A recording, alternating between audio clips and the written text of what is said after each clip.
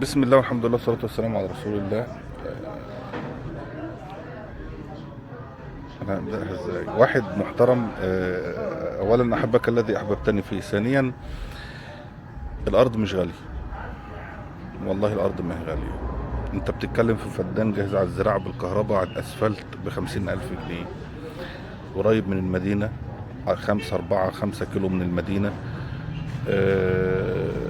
الأرض خصوبتها عالية جدا. الأرض عندنا استعداد إن احنا نسلمها لك مزروعة عشان تبقى مطمن على قرشك. النهارده واحد كلمني والله العظيم من ساعتين كده، لا ما كملش ساعتين.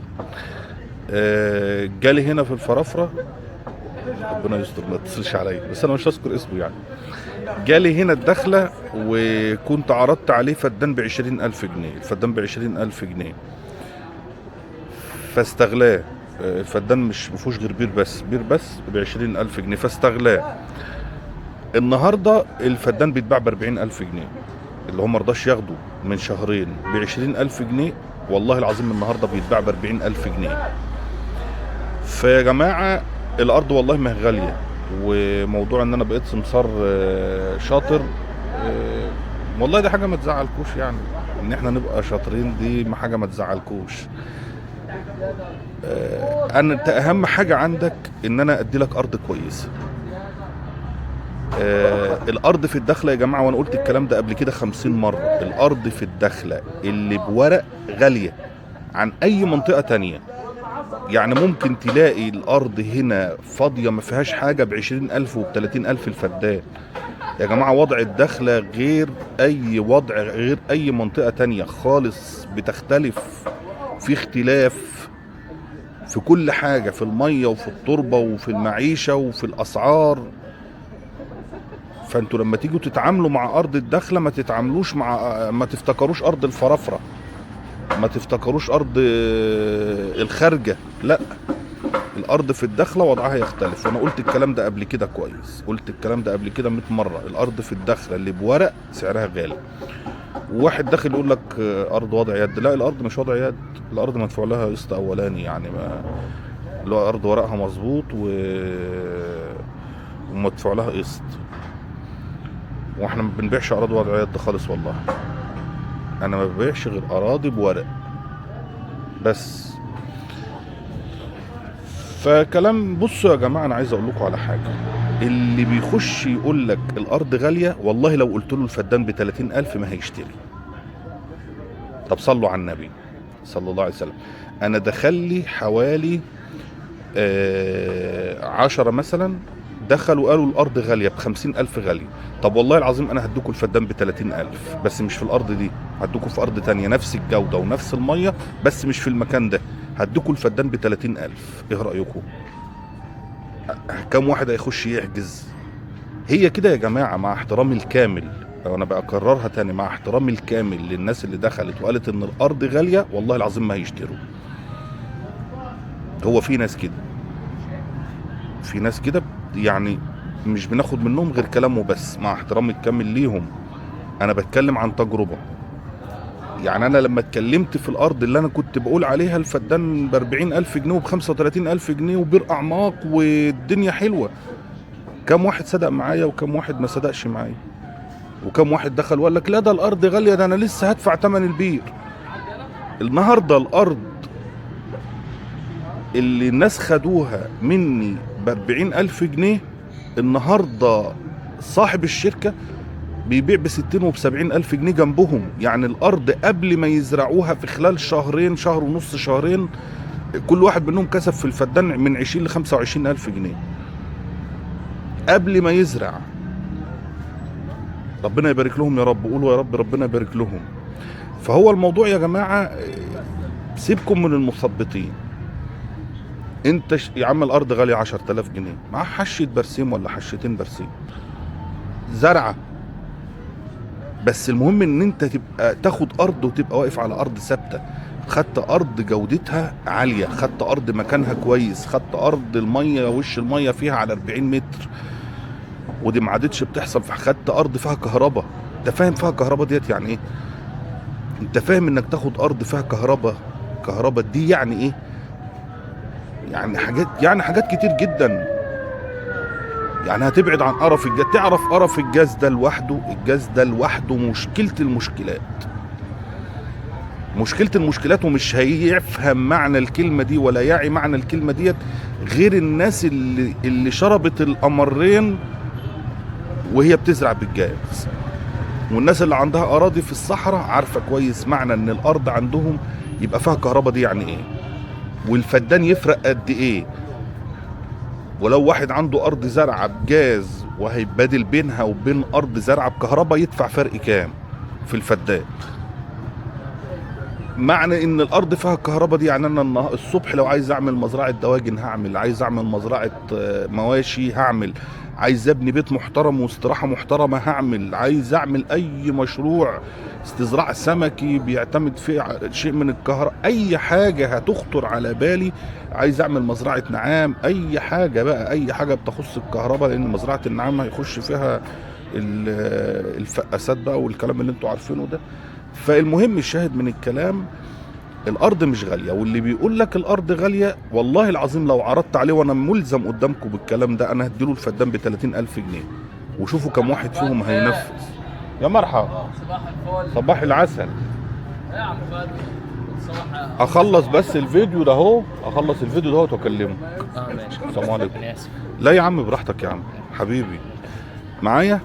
فاللي بيقول لي خش يقول لك الارض غاليه، والله لو قلت له الفدان ب 30,000 ما هيشتري. وانا قدامكم ملزم قدامكم الفدان ب 30,000 جنيه، بس مش هديله في المكان ده عشان انا مش هدفع له من جيبي، واخدين بالكم؟ انا يا عم الفدان ب 30,000 جنيه، الفدان ب 25,000 جنيه، بس مش هديك في المكان ده، وهسلمك نفس المواصفات دي بس ما فيهاش كهرباء ومش في نفس المكان. هسلمك ارض بطاقه شمسيه والفدان ب 25 مش ب 30. كم واحد هيحجز؟ لو حجز واحد يعمل له، لو حجز ناس تعمل 100 فدان هشتغل لهم الصبح، هشتغل لهم 100 فدان الصبح. فبلاش الاسلوب ده بالله عليكم، ما تبقوش قاعدين في بيوتكم، ما تبقوش كل معلوماتكم وكل اللي انتوا عارفينه عن الصحراء كلمتين سمعتوهم وانتم نايمين تحت البطانيه وتخشوا تتكلموا بالاسلوب ده. مع احترامي الكامل ليكوا، انا والله العظيم ما قصدي ان انا اهين حد فيكوا ولا قصدي ان انا ازعل اي حد فيكوا، انا بتكلم يا جماعه، انا راجل دغري في شغلي. الفدان ب 50,000 جنيه، وايه يعني 50,000 جنيه ده؟ انت هتلم تمنهم في سنه ان شاء الله عز وجل.